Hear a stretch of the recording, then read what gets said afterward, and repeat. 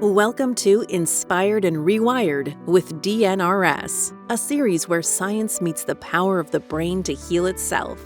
Hosted by Annie Hopper, creator of the Dynamic Neural Retraining System, this show highlights the power of self-directed neuroplasticity through real stories of recovery from chronic conditions, shared by those who lived them and the professionals who witnessed them. Get ready to be rewired and inspired. Hi, everyone. I'm so excited to have you here today and to introduce our special guest, Tom Rosshirt, who is a DNRS alumni and a former speechwriter for the White House. And I'm eager to share with you our interview about Tom's recovery and also to talk about his book, which is called Chasing Peace, a story of breakdowns, breakthroughs, and the spiritual power of neuroscience. So Tom's story is one that a lot of our listeners will relate to. Prior to finding DNRS, many of our clients bounced from doctor to doctor without a clear path of healing. And likewise, Tom had seen a host of well-meaning practitioners in his attempts to find an answer to his ever-growing list of symptoms. But what his specialists failed to recognize was that the very part of Tom's brain responsible for protective responses had been injured and was keeping him trapped in a vicious cycle of suffering. Thankfully, one of Tom's physical breakdowns led to a breakthrough, a watershed moment that shifted his paradigm. He discovered DNRS, and as you know, it's a targeted and self-directed neuroplasticity-based program that helped him rewire and lower the volume on his brain's heightened danger response. Now, this proved to be the vital missing piece in Tom's healing journey. And his recovery through DNRS sparked a really deep exploration of mind-body medicine, timeless spiritual practices, and neuroscience. And eager to share what he had learned, Tom chronicled his experiences in his book, Chasing Peace, a story of breakdowns, breakthroughs, and the spiritual power of neuroscience. In it, he weaves his personal story of breakdowns and breakthroughs into profound spiritual insights and explores various mind-body healing modalities. Tom has a remarkable gift for addressing human challenges with humor, grace, and curiosity. His journey reveals a powerful truth, and that is healing is not just about avoiding harm, but about transforming fear.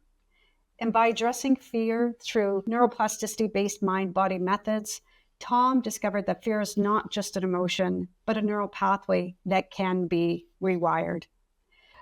Tom, it's so great to have you here. Thank you for being a guest today. I am just so excited to talk to you about your journey with DNRS and also your book. So thank you for being here. Well, this is one big thank you note from me to you. You are one of the very few people who I could say honestly, without a trace of embellishment, has turned my life around when I was at my darkest moment. So I am delighted to be here and talking to you and telling everyone who can hear about the difference you've made for me. Oh, thanks, Tom. Thank you so much. So let's get started with the questions because I'm so curious to hear, how this developed and, your journey. So let's, first of all, can you take us through your story? Well, yes, I would love to. And it starts really, and we can get back later to the questions of how was I predisposed to limbic system impairment? And of course, the answer was yes. But I was working in speechwriting jobs, very high pressure, high deadline, turnaround, excellence on deadline over and over. These kinds of jobs until I was in my 50s. And I began to burn out like anyone would. And I had some anxiety and some depression that seemed to be on an upward creep. And then one day I woke up in a blast of brain fog. And it was so sudden and abrupt that I was terrified. And it made me anxious, not just anxious, but I was on the point of panic and I couldn't figure it out. That very day, I was driving, again, in a midst of of enormous fear, like what's happening to me? And I couldn't remember how I gotten on that road. And then later that day, I was looking in a cupboard and I found a Tupperware dish of vegetables that should have been in the fridge. And I thought, I'm going to the doctor. So I went to the doctor, and I'll try to make this quick. But I went to the doctor and she said, I don't see anything wrong with you. I don't dispute those symptoms. They would worry me too. Go to neurology. And I went to neurology and I had a bunch of tests which led to test results, right? They didn't lead to a diagnosis, but they were always saying abnormal. And they didn't know what was going on. I didn't know what was going on. I didn't have a name for what was happening with me. And I began shopping online and in books, and slowly I began to understand I seem to be reacting to this, and I seem to be reacting to that. That mold seems to be a problem. These chemical smells seem to be a problem. These foods are now posing a problem. And then I got some doctors who were basically saying you should avoid this, and you should avoid that, and you need an air purifier, and you should be taking some supplements. So my approach was avoidance, but I didn't get better. And then so I just avoided more. Yeah, okay, I'll double down. I'm game. I'll do whatever it takes to get well. So I started avoiding more. And I found more doctors, and they were MDs, they were psychiatrists, they were other kinds of health practitioners, but everyone was preaching the gospel of avoidance. So I finally got to the point where I couldn't avoid anymore and stay in my home. And so people said, the doctor said, you should move out. So my family, and we can talk about this a little bit later, was really upset. And they didn't know what to do. They didn't know what was going on. They felt helpless watching me in these ever-increasing cycles of avoidance. But what could they do? So I went to this new apartment, and it was designed for people exactly like me, and the paint and the carpet and all that. So I was thinking, okay, I'm going to a place that has none of the things that make me react. And I expect to get well. And I got worse. And then I got worse again. And then finally, after 9 months in that new place, I talked to a psychiatrist. I actually talked to two psychiatrists. One psychiatrist looked at a brain scan and said, well, your brain's not exactly a train wreck. And I thought, you're a psychiatrist. You should know that all my brain hears is your brain train wreck. But in the end, he said, given this array of scanned pictures, if you were a normal government employee, I'd recommend disability because it's not looking that healthy. Then there was another psychiatrist a couple months later who looked at a different scan, and she said, this is highly abnormal. And then she went around my brain and said, there's atrophy here, there's atrophy here. She was saying, given your gender and your age, you're at the 4th percentile, you're at the 5th percentile, and said, look, no reason to mince words here. This is really sad. I'm sorry. And she wouldn't take me for a patient. So at that point, that was breakdown. I had done everything anyone had told me to do to a T, to the extreme, and I was done. There was no way I saw that I could ever recover my life. There was nothing more for me. The doctors themselves said, we got nothing for you. And so that was breakdown. And before I talk to breakthrough and how I met you, I just want to pause and say, here's the moral of that story as I understand it now, which was when I was planning to leave my house, 100-year-old house in a humid area of Washington, D.C., to go to this clean apartment, there was one big flaw in my plan. And that was I was taking my fear with me. I thought I was moving away from danger, but actually I was running away from fear. And as we know, when you run away from fear, the fear increases. And the fear was a sustaining force of my illness. And so that's what I had to come to understand. If I looked at it now, what happened was when I left my house to go to the apartment, I took one fear response with me. When I moved back, after learning from you, when I moved back from the apartment back to my house, I took a totally different fear response with me, and that was the turning point of my life. What you're saying is so familiar to me in terms of what we hear from clients all the time, that, you know, that strict avoidance and, you know, the immense suffering that this causes. And when I talk about this, I really want to talk about limbic system impairment, right? Because your doctors actually knew, and they diagnosed you with all these abnormalities in your brain, but they didn't know what to do about it. Right. Exactly. Yeah. Exactly. So I think what a lot of specialists fail to recognize is that this part of the brain, the limbic system, has been affected. It's been compromised by a number of different stressors. Could be mold, could be psychological stress, could be emotional stress, could be viral, could be bacterial, could be a combination of all of those, right? Or it could be just one direct exposure, like for people that suffer from long COVID, right? Right. They had an exposure to the virus and the brain is stuck in the survival response. But anyway, I think what they're failing to realize there is that that part of the brain has been compromised, and that part of the brain is responsible. The limbic system is known as a feeling and reacting brain, right? But also it's involved in memory, it's involved in learning, it's involved in our threat response.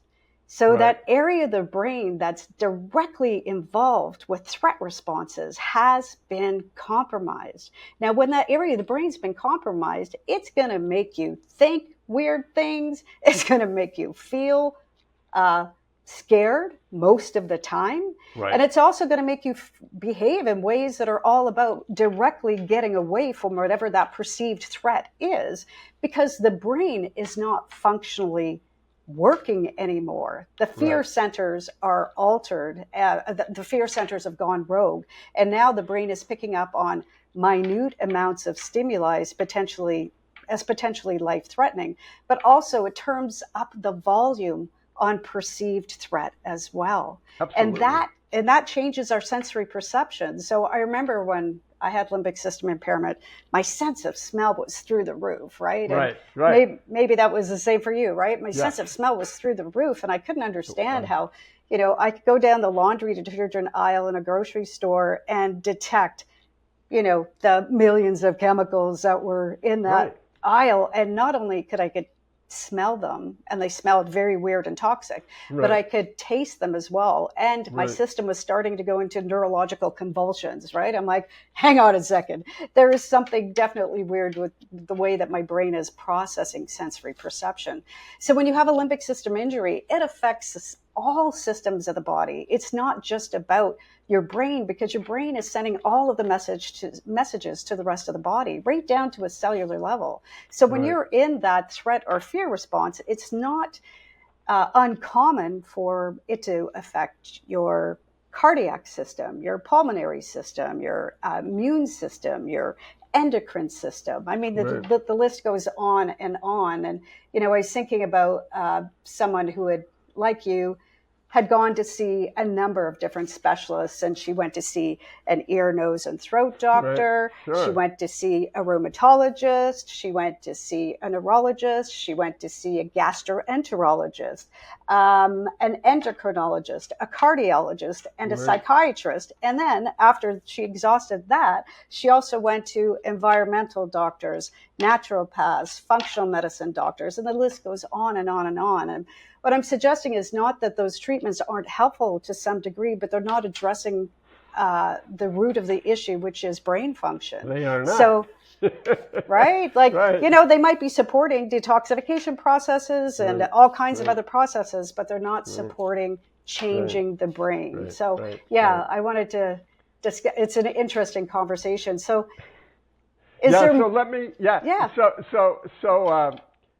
So thank you for that context. I could I could sign up for your sermons and just love them all day long, because they were the source of my healing.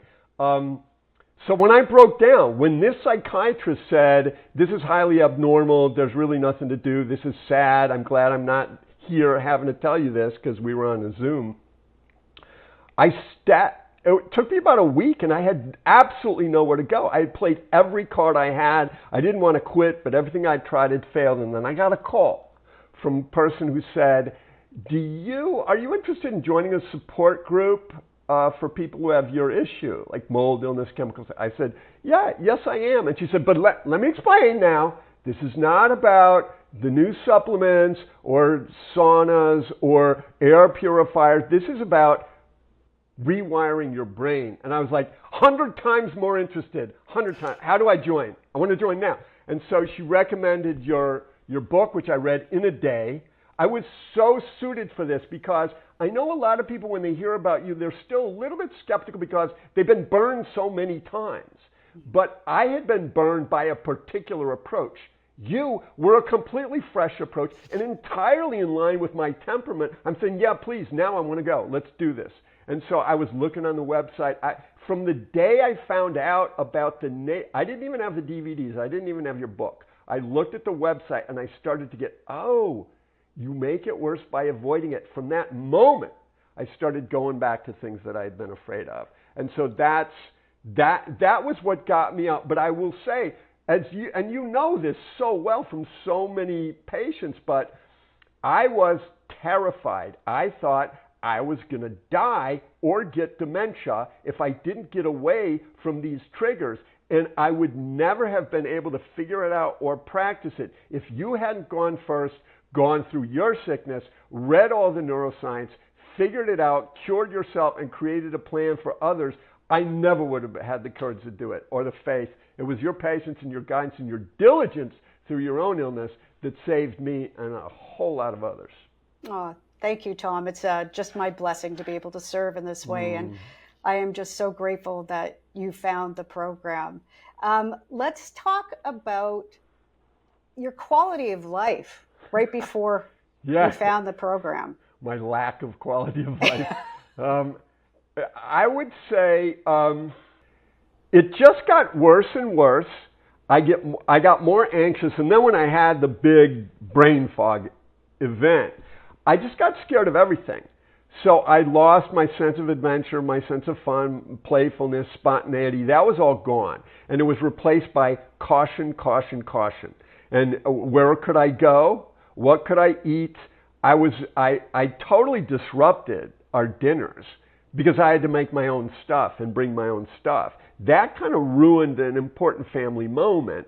But also, I couldn't go to this person's house. I couldn't go to that person's house. I didn't want to spend time here. And I also, of course, it had played havoc with my self-esteem because I thought of myself, I wanted to think of myself, first of all, as playful and fun and spontaneous, but also as tough.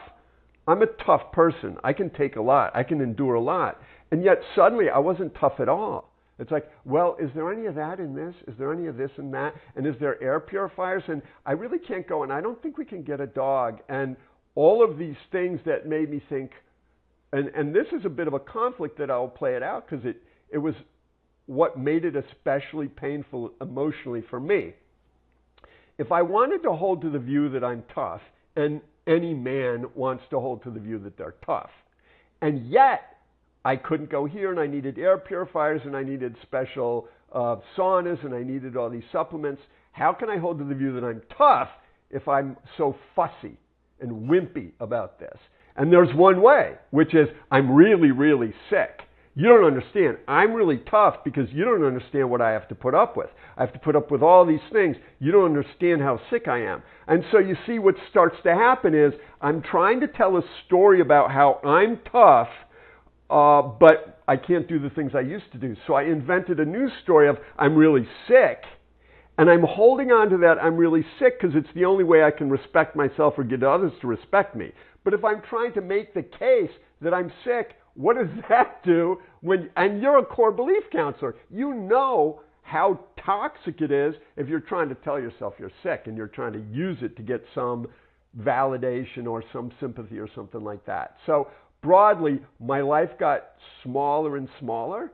I became really irritating to people around.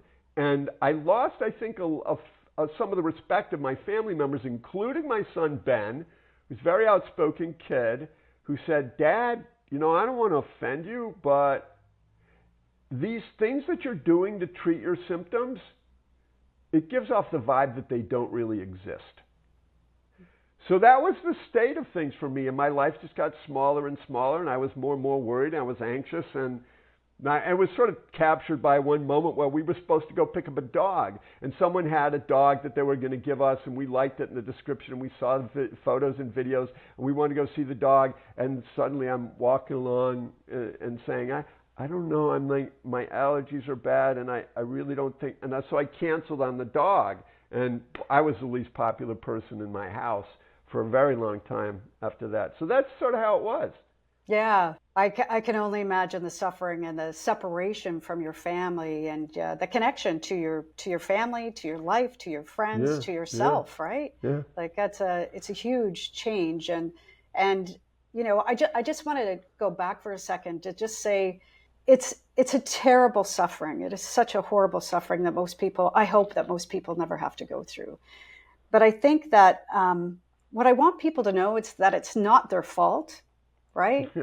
That it's not your fault if this is happening to you. The brain has been altered and it affects a whole lot of things. And when you address that brain part, things start to shift. But, it's tough. It's tough when your immune system is saying, hey, you know what? You can't be around a dog because it is life-threatening. And not only are you thinking that, but then when you're with the dog, your immune system's going haywire, right? So your physical body is saying, yes, I am sick.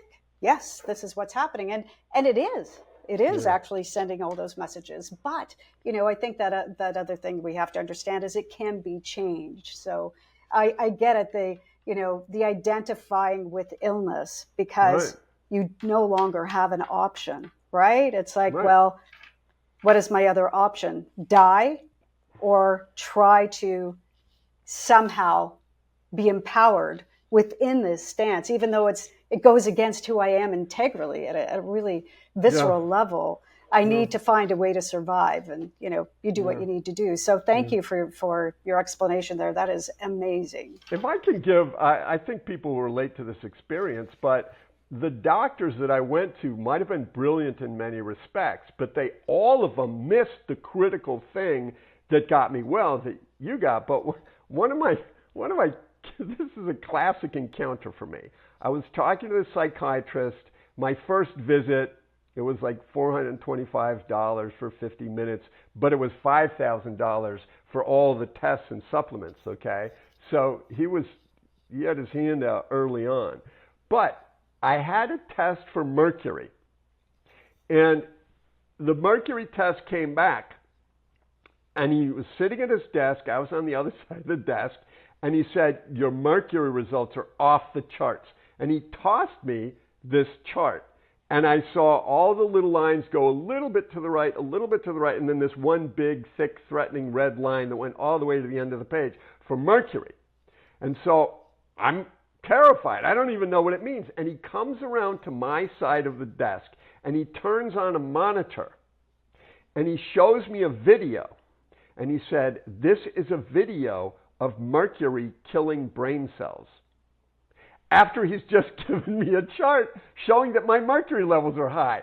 So I didn't have the presence to say, doctor, I came here for anxiety, right?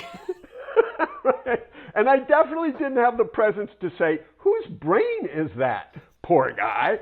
But that was classic, and it was typical among the doctors that I talked to. They used fear.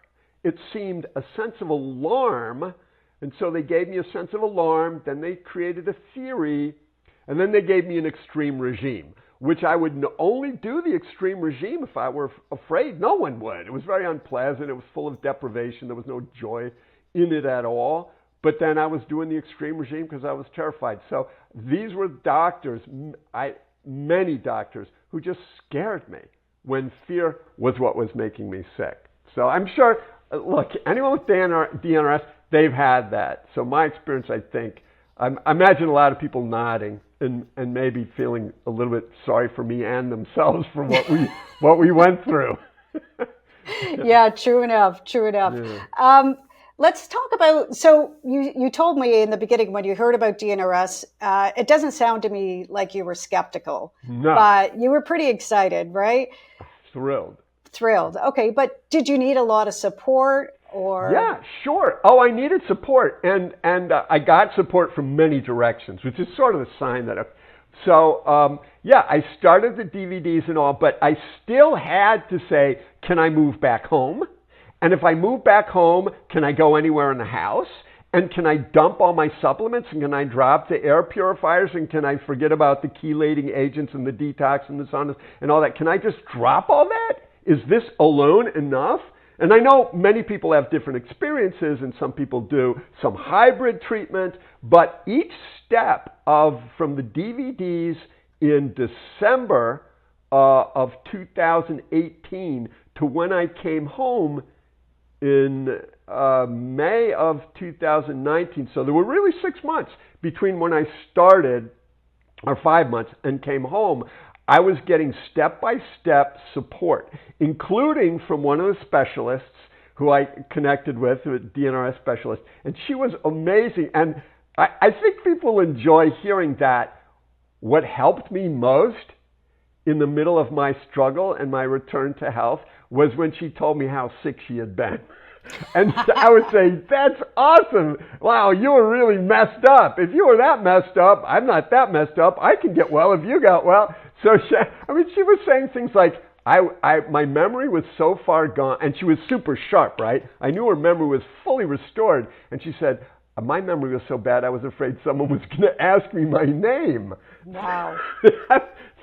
She said there was a 2.5-hour period where she couldn't remember her aunt's name. And she was thinking, should I ask my cousin what's her name, or would I be too embarrassed? So that was a crucial help. Watching the videos, hearing the testimony. There was one guy whose video I saw he stuck with me, as you can tell now, because I saw it 6 years ago. He was a guy who had chemical sensitivity, and was totally healed from your technique. And he was talking about how he got sick. What was the initial injury? And he was a chemist. He was in a lab. There was a chemical spill. And he said, and I was on my hands and knees with a paper towel cleaning up the chemical spill. And he was giggling at how stupid he had been. And I thought, he was on the verge of 9 months of hell. And he's giggling as he's telling us this. That's a guy who is healed. For him, there's no more emotional wound, because how then could he laugh over it? So exactly. Yeah. So thank you for telling me what inspired you, and really talking about the assistance of our certified DNRS coaches. Phenomenal. Right? Yeah, phenomenal. So the just for people that don't know, these are people that have gone through the program, recovered, and are extensively trained in the method. And they're certified DNRS coaches, opposed to any other coaches. So I just wanted to point that out. And also now, we have group coaching, which is called Living DNRS, which is people that have also gone through the program, have healed. They're extensively trained in the method, and we have these group coaching classes where 20 people get together and they're being mentored through the program and really integrating DNRS into their daily lives. So that's another offering that we have now. Can I jump in with one other Sure. thing I want to mention, because I don't want it to pass me by and have me forget it. But one of the key parts of the program is elevate your mood throughout the day.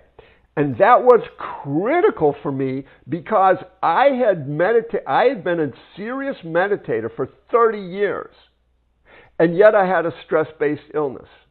So my meditation was not working, at least at that point. There was a kind man who once said to me, never devalue the work you do before your breakdown. And that was a very kind thing for him to say. But the fact is, I was a long-time meditator. I had a stress-based illness. And when you said, elevate your mood throughout the day, and you introduce experts like Rick Hansen, I realized that my meditation was based on observe. Just observe your mind. Just observe your mind. Don't react.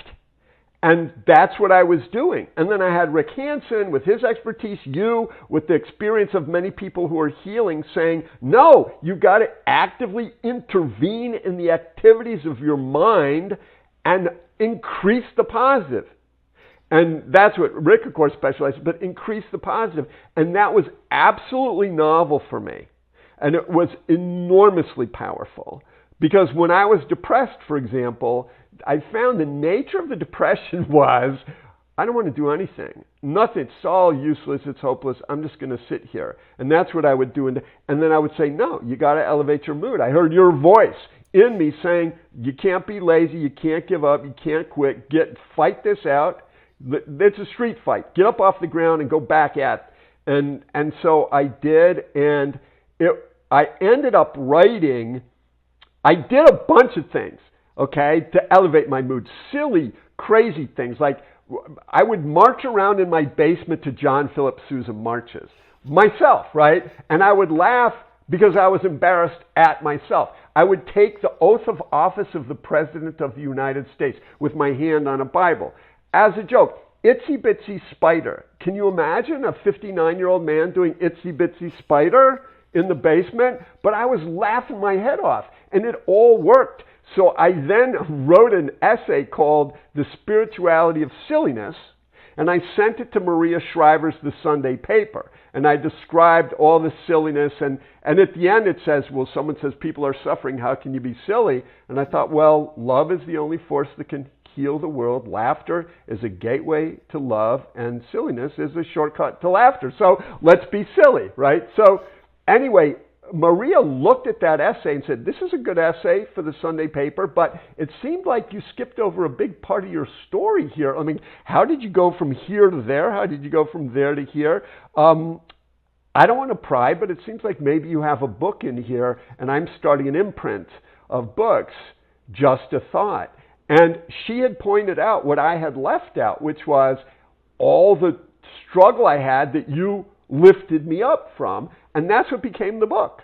So she said, why don't you send a book? So she saw the missing piece was there's somebody in there that really helped you, which was you, and that became the book.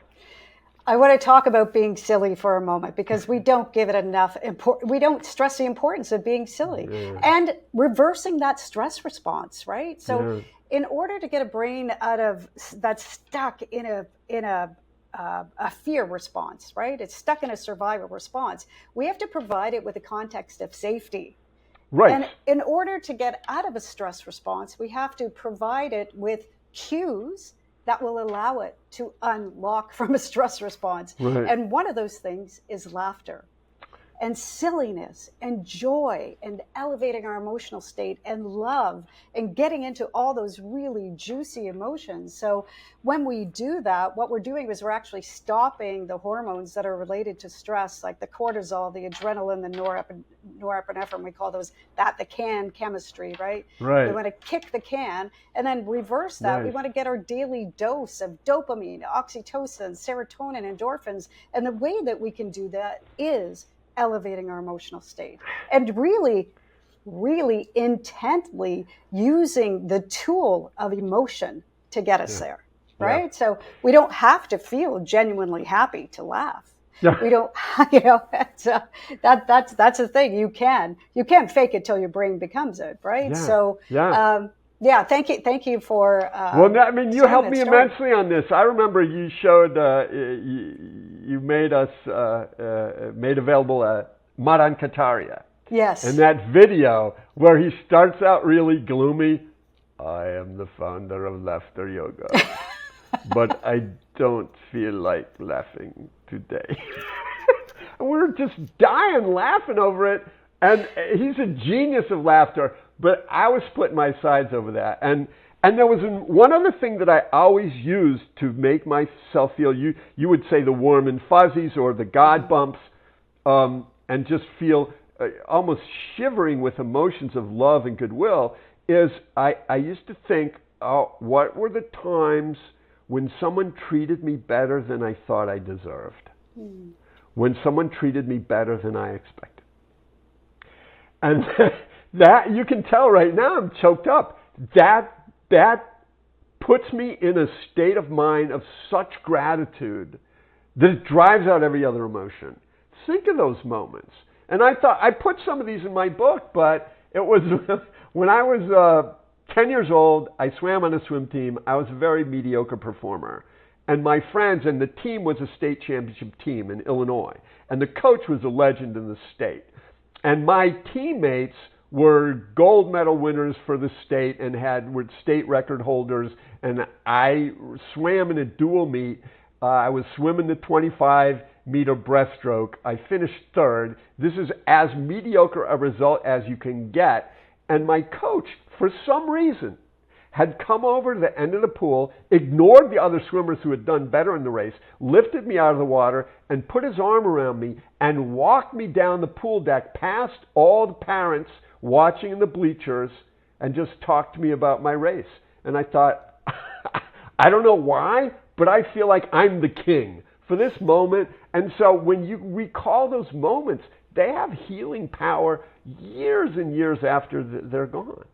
Absolutely. Absolutely. Thank you for sharing that, because I think that people get stuck in the, I don't have anything positive to feel. I don't have anything positive in my life that I can really get into the emotion of, or that, and part of that is, you know what, maybe your life actually sucks right now, which is, true enough. However, we can go back to memories, and we can actually create fantasies or use our imagination to help us elevate our emotional state and change our brain chemistry. And really, it's that simple, right? It doesn't have to be complicated. It doesn't mean that it's not hard to do or that it's challenging to do, but it can be done. So thanks for bringing that up, Tom. And on that note, we actually now have Share Laugh classes. So that's another support service that we offer. And it's based on some of laughter yoga, but also about really tailoring it to people with limbic system impairment and really, elevating the emotional state and regulating your nervous system at the same time. So it's fun to watch people in that class. I join the class once in a while, and every time I am just like laughing hysterically. I love it. Love it. Yeah. So let's go to another question. So let's say, okay, how would you describe your life now? Oh man. Okay, so I would say, if you're bold enough to write a book, you're trying to make some claim that you're better than you used to be. And you can give a lot of stories about, well, my relationships are better and all. But I think a more rigorous and more objective standard is, am I doing things I've never done before? Because if I'm doing things I've never done before, to me, that means fear has gone down. And so one of the things I describe in the book is, imagine I'm living in my narrow corridor of my life with electrified fencing on my left and my right, and I'm wearing a shock collar. And I wander a little bit over to the right, and I feel the shocks, but I don't know that's what I'm feeling. I just think, I think I'd rather be over here, right? And then I start wandering a little to the left, and I feel the shocks. I think, no, I think I'd rather be over here. But what's going on is I'm feeling the electric shocks of fear. If I can somehow turn down the electricity, take off the shock collar, the fear goes down, and then suddenly I can go places I haven't gone. So, by that standard, I'm doing so many things I've never done before. And when I've been a speechwriter, and I'm proud to have been a speechwriter, but a speechwriter lives in the shadows. As good as you are, no matter how good you are, and the better you are, the more you're in the shadows, right? You're not taking bows for something that somebody else is taking to the podium. But since I started working your program in 2018, I started a new organization with a close friend, Tim Shriver, who runs Special Olympics, but we started an organization called Unite, and we have a tool called the Dignity Index, and it's about easing political divisions. It's about scoring. How do we talk to each other when we disagree? And it's gotten remarkable traction. We were talking to a corporation this summer in New York City where I stood on the stage myself reading my own speech to 1,800 people. I never would have done that before. We're being asked potentially to go to Jerusalem this summer to bring the Dignity Index and talk about that. So that's one thing where I have not been out front. I have not been a creator until now. Also writing the book. I've been a writer, but this is the first book I've published with my name on the cover. And to get out there and promote it and talk to people about it is a dimension of life I've never enjoyed before. So this is what's happening. So it's not about, are you as good as you were before? Oh my God, no. I'm way better. So if you had said, here is Tom at his healthiest at 35, and I'm 65, would I go back there? Not remotely, because that 35-year-old kid was scared and on his way to breakdown. I'm 65, and I'm just rising up, and the fear is falling away. That's the striking thing. And I say in the book that self-directed neuroplasticity is spiritual practice. To me, that fear is a great source of suffering, and reducing fear is an enormous source of healing, whether it's emotional or physical or psychological or spiritual. And that's the through line between DNRS and Annie Hopper and all these other approaches, you're able to face the fear enough to reprogram it. You're able to see the false messages and defy them. For me, I was believing and obeying all the false messages. Now I see that they're false and I defy them, and that is this is the magic, right? When the message says, don't do that, these bad things will happen, and you defy it and you do it anyway and you feel great. And then that fear is really, it becomes toothless. Yeah, well, I mean, it reminds me what I say all the time is like when you have an impaired limbic system, you cannot believe every thought that you have. You cannot believe every emotion that you're feeling. You cannot believe every sensation that your body is experiencing because the messenger is impaired. You are receiving false messages from your brain. So do not let that lead your life, because you can rewire your brain as you are testament to that. And thank you for the work that you are doing in the world. Oh my goodness. It's all powered by DNRS. Thank you. Thank you. Well, that almost makes me cry in gratitude. So listen, I have so much gratitude for you. But Tom, we'll just have a love party over here. Now, you kind of said that. You said in your book that you saw that self-directed neuroplasticity is as a spiritual practice. You see it as a spiritual practice. And a lot of your book is a synthesis of neuroscience, psychology, and spiritual practice. So tell us how you see these three working together. Yeah.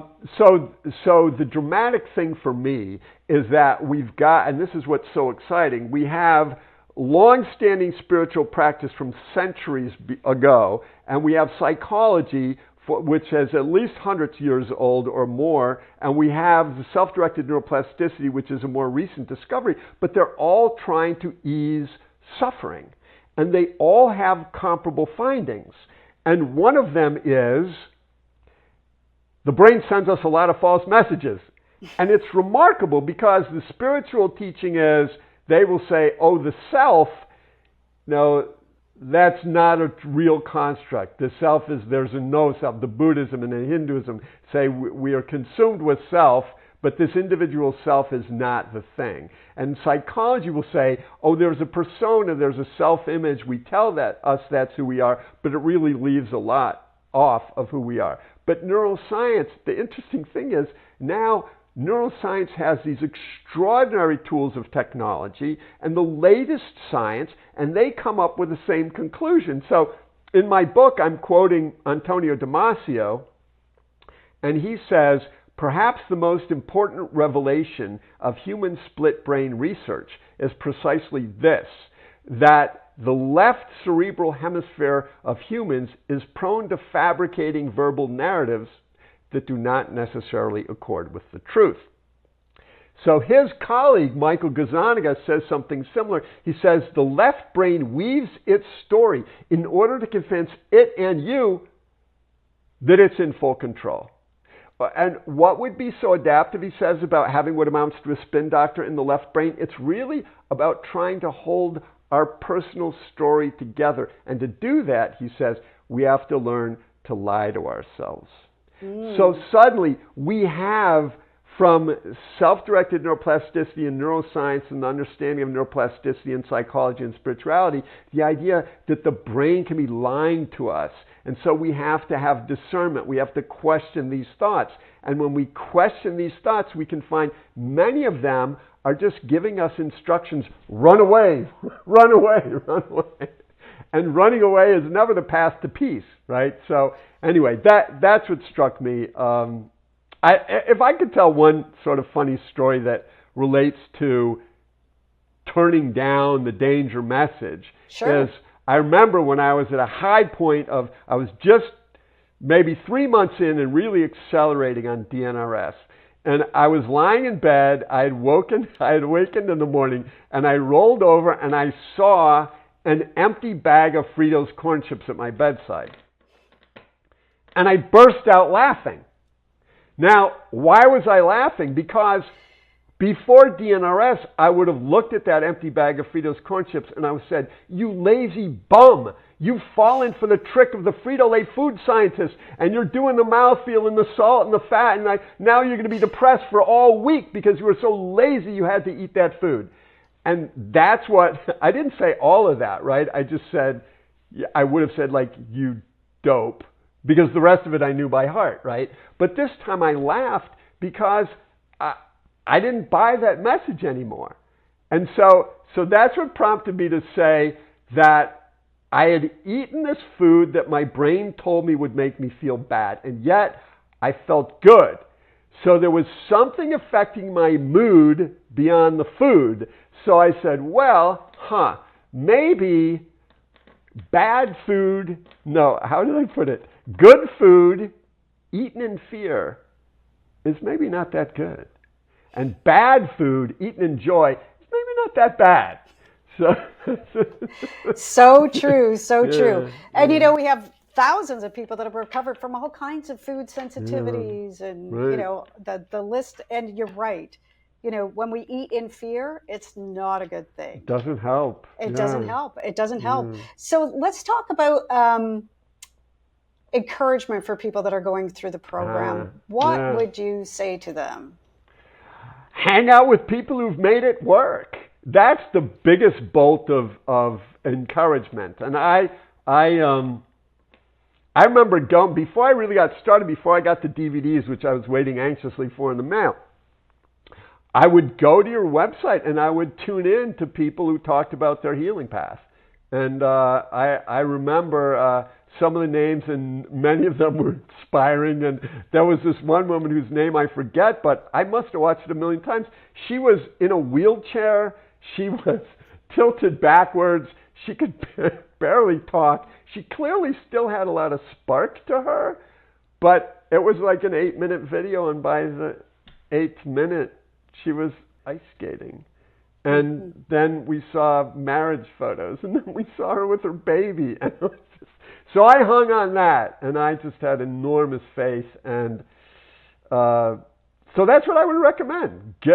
Hang out with the people, watch them, contact with them. If they're people working with DNRS who are offering extra support, get that story, because nothing's more inspiring than that. See, the thing is, Annie, until I came to know you, came to know your work, I was spending 8 years going from doctor to doctor. And at no point in 8 years did anyone ever say to me, I had what you have, this person got me well, go see him. There wasn't anybody. It was like, oh, might as well try this guy. Couldn't be worse than the last guy. And then I found someone who got on the phone and said, would you like to join a support group, because we all do Annie Hopper. And that was it. That was the key. So I hang out with someone who's done it. Yes, absolutely. And, it's funny what you say about the testimonials. We know that that's what people do. They just rewatch the testimonials over and over and over again. And I think, yes, let that be the proof that it's possible. The recovery is not just possible, but it's possible for you too. And you get the support that you need to rewire your brain to get you there. Because, when you're sick and you're struggling that much, you can't picture that, right? You're like, what? I can have a normal life? I can be even better than I was before this happened? I can't believe it, but it is possible. It is possible. Well, and, Annie, one of the things that you said was you tend to forget how bad it was. It's true. That's true. That is true. When I was writing my book, without a doubt, the hardest part was I went back into those boxes of files of medical tests and all, and I had forgotten, because I'm lighthearted, light-spirited, everything's going great, my life is restored, I forgot that I'd ever lost it. So here's what's funny, though. So I come out with this book, and it's 6 years, it's like started 14 years ago that I was sick. And I started getting better 6 years ago. And the jacket copy is like, Tom was a real mess, blah, blah, blah. And so I have people reading about this, and they go, wow, I'm so sorry you were so sick. And I thought, what do you mean? Oh, right, the jacket copy. Yeah, I forgot. I forgot about that.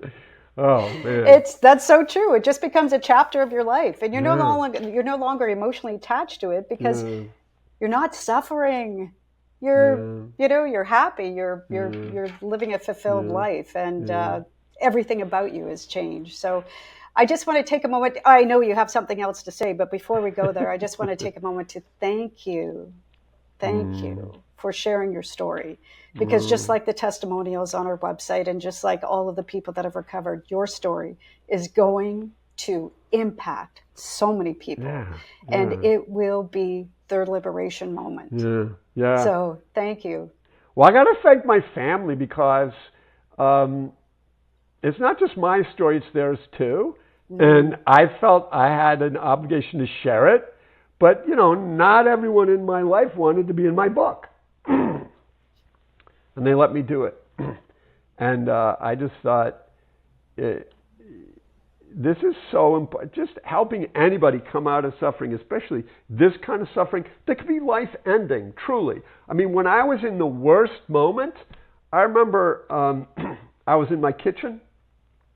I couldn't sleep on my bed. I had to get rid of the mattress. And this was in the apartment.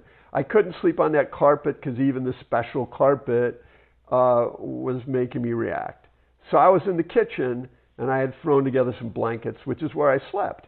And I remember lying down on my back, looking at the ceiling, sobbing, saying, I never wanted this, I never wanted this, I never wanted this.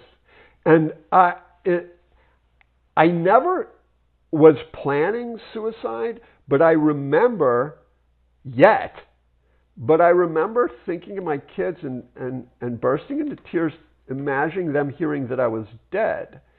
Because I thought, I cannot keep feeling the way that I'm feeling and live long enough to die a natural death. Something ugly is going to happen if I can't get better. So that's how bad it can get. And so when those are the stakes, letting people see you at your weakest is a trivial price to pay to help people out. Absolutely, absolutely. 100% agree. And thank you for being so transparent and vulnerable in that, because, that's going to mean a lot to a lot of people. So let's change the story for a second. Just, I'm going to change the emotional tone for a second, and I'm going to say, I love you. Oh, I love you too. I am so moved by your story. But I want to know, what do you think it's going to take to bring self-directed neuroplasticity to the mainstream medical practice, into mainstream medicine? That was where I was going. Also, I wanted to ask you, we know that this kind of illness is stress-related. And we know that this kind of illness is growing. And we know that the stress in our society is growing. We know, particularly in the United States, there's enormous political strife. And people are scared. Whoever you back politically, it's a turbulent time. And so this kind of illness is going to rise. And I don't know what the tipping point is, but I think that there needs to come a point where people show up at the great centers of medicine in North America and present with a set of symptoms and say, I want this treatment. I do know that, as you know, in my book on chapter 1, I talk about the Colorado back pain study, which is exactly a self-directed neuroplastic response. And there were, say, one group had this meditation in which they pondered or felt the sensations of pain, but they told themselves, this is uncomfortable, but it is not dangerous. And the sense of danger went down, the fear went down, the pain went down. Now, that was published in JAMA Psychiatry. So it was a straight shot in standard mainstream medicine. This is the scientific method. Here it is in language that everybody can understand who's in the medical profession. So the question then becomes, because it's such a clean case, if you show up with this exact kind of chronic back pain at Mayo Clinic, at Cleveland Clinic, at Johns Hopkins, are they going to give this to you? Are they going to give you this option? If not, why not? So I think it's just a matter of, will pressure build on the demand side to the point where people say, give us this. And I don't know. I do know. Here's one thought, which was I have a friend and a guide who helped me as I was writing this book to show me the range of ways in which neuroplasticity and neuroscience is being used in these cases. He is now writing a book. His name is Nathaniel Frank. He's writing a book called Brain Pain. So I want to hand it to you, Annie, because you deal with the full range of conditions that arise from this kind of limbic system impairment. Sometimes it's easier and more focused to say we're focusing on a particular kind of pain. So Nathaniel is writing a book called Brain Pain for Mayo Clinic Press, interestingly. Now, it's not a given deal that it will be published. It's going to be circulated. It's going to have to be reviewed by doctors at the Mayo Clinic who deal with chronic pain in other ways than the ways that he's writing about in his book. Will it be published? If it's not published, that's a pretty big story, I think. If it is published, it's a bigger story, which is we're in the mainstream now. Well, and I think the tides are changing, and I don't know how long it'll take, but I know that a lot of the doctors people see that are, they're going for mold injury or, chemical sensitivities or Lyme, a host of other illnesses, those doctors are now referring people to the program because they understand that you really need to address the limbic system. And I know that some doctors won't even take patients until they do the retraining portion first, because they know that their treatments, whatever they're recommending, will be more effective if the brain and the body is actually in a healing state, right? So Annie, you're right at the cutting edge of this. You're talking to the doctors. The doctors are referring. So where do you see, what is the tipping point for us? Research. Because that's how the medical system works, right? You need research to back what you do. And if you have enough research, then I think, my goal is let's get DNRS covered under health insurance, some kind of extended health policies, right? In order to do that, you need research to back up what you're doing that validates that the results. So I think that research is part of it, but also just people putting pressure on the system, like you said, right. The millions of people that are suffering when they get better, how about going back to your doctor? Oh, this is a request, and ask. When you start to get better, tell all of your doctors. Yeah, it's true.